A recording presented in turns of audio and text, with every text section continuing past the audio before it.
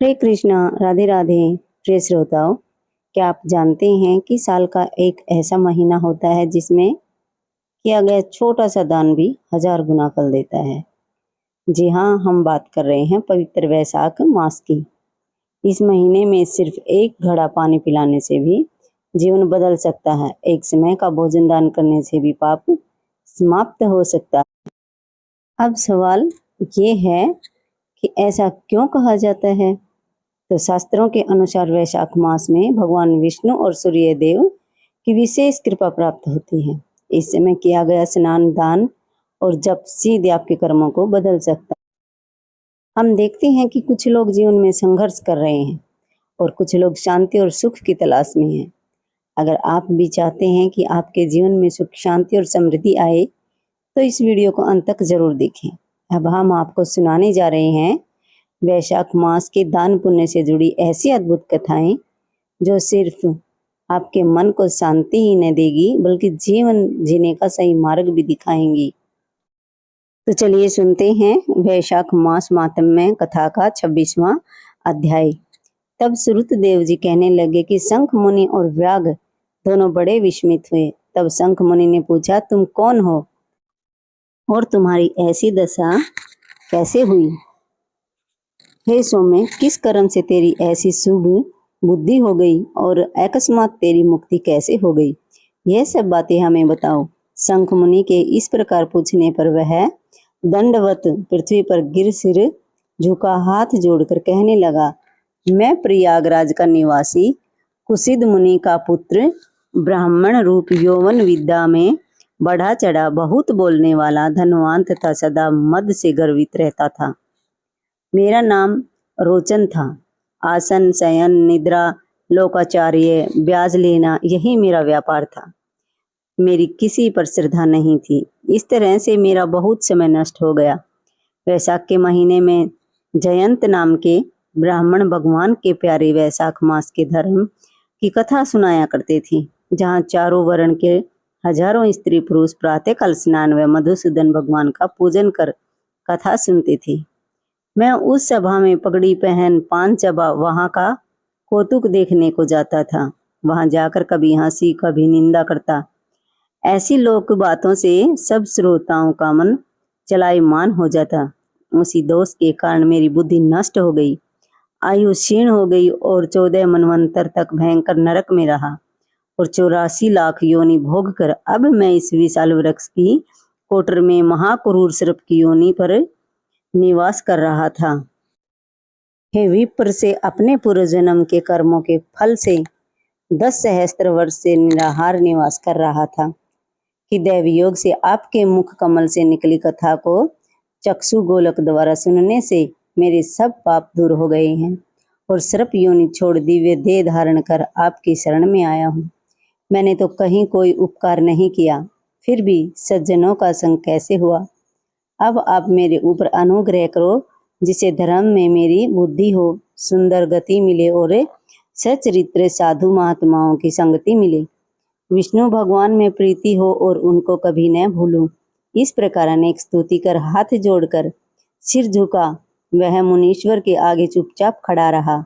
शंख मुनि ने प्रेम में भरकर उसको दोनों हाथों से उठाया और उस पर अनुग्रह कर भावी वृतांत कहने लगे। हे द्विज, वैशाख मास और विष्णु भगवान का महात्म्य स्मरण करने से तेरे सब पाप नष्ट हो गए हैं। तू क्रम से अतिवाहक लोकों को जाकर फिर दशावर्ण देश में ब्राह्मण के घर जन्म लेगा और वेद शर्मा नाम से प्रसिद्ध होकर सब विद्याओं में विशारद होगा। प्रत्येक जन्म में तेरी अत्यंत जाति स्मृति होगी। निर्द्वंद्व, निष्प्रय, गुरु भक्त और जितेंद्रिय होकर उस जन्म में तू सदा विष्णु भगवान की कथा में तत्पर रहेगा और वैशाख उक्त विषय में अपधर्म करेगा। तब तू सिद्धि प्राप्त कर संपूर्ण बंधनों से छूट परम धाम को प्राप्त होगा। ऐसा कह मुनीश्वर चुप हो गए। तब व्याघ को देख वह पुरुष मुनीश्वर से कहने लगा, आपने मेरे ऊपर बड़ा अनुग्रह किया, जिससे मेरी दुष्टि योनि जाती रही और उत्तम गति मिली। ऐसा कहकर वह परिक्रमा दे आज्ञा ले स्वर्ग लोक को गया। हे राजन, तब संध्या हो जाने पर शंख मुनि ने व्याघ को संतुष्ट वो सायंकाल की संध्या कर विष्णु भगवान के अनेक अवतारों की कथा सुना रात्रि के शेष भाग को व्यतीत कर ब्रह्मा मुहूर्त में नित्य कर्मों से निश्चिंत हो प्रसन्न मन से व्याग को बुला उसके सिर पर प्रोक्षण कर राम ये 2 अक्षर का मंत्र जाप करने और मरण पर्यंत इन्हीं धर्मों के करने का उपदेश दिया और कहा कि इससे तेरा जन्म वाल्मीकि ऋषि के कुल में होगा और तू वाल्मीकि नाम से इस लोक में प्रसिद्ध होगा। व्याघ को इस प्रकार समझा बुझाकर शंख मुनि दक्षिण दिशा को चले गए। व्याघ भी थोड़ी दूर जब तक नेत्रों से ओझल न हुए उनके पीछे पीछे गया और शंख मुनि को देखता रहा। फिर हृदय में उन्हीं का ध्यान करता हुआ वैशाखोक्त धर्मों को करता हुआ व्याघ का जन्म पूर्ण कर वाल्मीकि ऋषि के घर में जन्म लिया। एक सरोवर के किनारे कृणु नाम के मुनि दुस्तर तप करते थे, जिनके शरीर पर बहुत काल में सर्प की बांबी बन गई थी। इसी हेतु से उन्हें वाल्मीकि ऋषि भी कहने लगे। फिर तप के अंत में जब कृणु ऋषि के कानों में स्त्रियों के प्रिय शब्द सुनाई देने लगे तो उनका चित्त चलायमान होने लगा और एक भील जाति की स्त्री को ला वाल्मीकि नाम का पुत्र उत्पन्न किया। हे राजन, वह वाल्मीकि संसार में बड़े यशस्वी और विख्यात हुए। उन्होंने सर्व कर्म बंधनों को काटने वाली मनोहर छंद में राम कथा रचकर प्रसिद्धि प्राप्त की। श्रुतदेव जी बोले, इसी प्रकार वैशाख मास में व्याघ के सिर्फ जूता दान करने से दुर्लभ ऋषित्व प्राप्त हुआ। जो कोई इस रोमांच उत्पादक इस पाप नाशक आख्यान को सुनेगा तथा औरों को सुनाएगा, उसे मोक्ष प्राप्त होकर उसका जन्म संसार में फिर नहीं होगा। तो प्रिय श्रोताओं, 26वां अध्याय यहीं पर समाप्त होता है।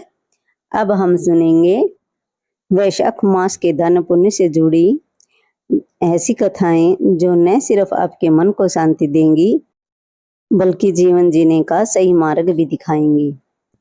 जलदान की महिमा। प्राचीन समय की बात है। एक छोटे से गांव में एक गरीब ब्राह्मण रहता था। उसका जीवन बहुत कठिन था। उसके पास न धन था न ही कोई और संपत्ति। दिन भर वह भिक्षा मांगकर अपना और अपने परिवार का पेट भरता था। लेकिन एक चीज थी जो उसे सबसे अलग बनाती थी, उसका पवित्र और दयालु हृदय। जब वैशाख मास का आगमन हुआ तब गर्मी अपने चरम पर थी। सूर्य की तपस इतनी तेज थी कि राह चलते लोग प्यास से व्याकुल हो जाते थे। एक दिन ब्राह्मण ने देखा कि एक वृद्ध व्यक्ति प्यास के कारण सड़क पर ही बैठ गया। यह दृश्य देखकर उसका हृदय द्रवित हो उठा। उस दिन उसने संकल्प लिया कि चाहे कुछ भी हो जाए, यह प्यासे लोगों को पानी पिलाएगा। उसने अपने घर के बाहर एक मिट्टी का घड़ा रखा और उसमें ठंडा पानी भरकर आने जाने वालों को जल पिलाने लगा। हर दिन वह सुबह जल्दी उठता, नदी से पानी लाता और पूरे दिन लोगों की सेवा करता।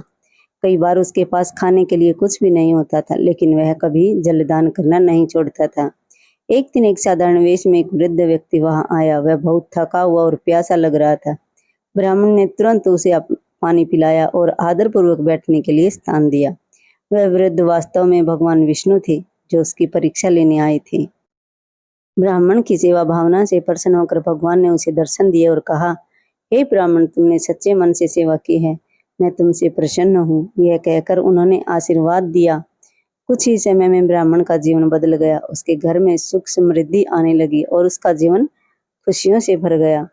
वैशाख मास में जलदान सबसे बड़ा पुण्य माना गया है। यह न केवल दूसरों की प्यास बुझाता है बल्कि आत्मा को भी शांति देता है। तो प्रिय श्रोताओं, अगर आप भी जीवन में सुख, शांति और समृद्धि चाहते हैं तो वैशाख मास में जलदान अवश्य करें। अगर वीडियो अच्छी लगी हो तो लाइक करें, शेयर करें और चैनल को सब्सक्राइब करना न भूलें और बेल आइकन को जरूर दबाएं ताकि आपको वीडियो के नोटिफिकेशन सबसे पहले मिल सकें। तो मिलते हैं अगली किसी कथा कहानी के साथ। तब तक के लिए हरे कृष्णा, राधे राधे।